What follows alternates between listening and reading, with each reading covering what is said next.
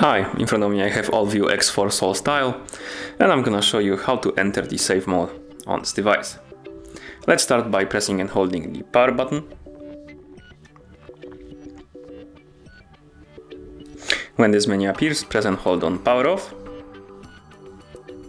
The warning message will appear, you can read it, and then tap OK to confirm.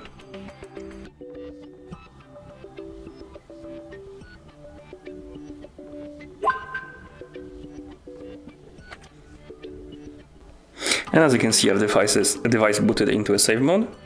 Let's enter the pin for our SIM card. And here, save mode.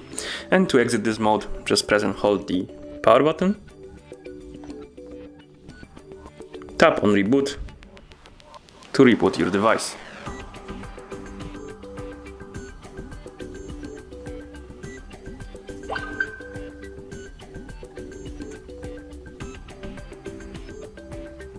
And that's how you enter the save mode on this device.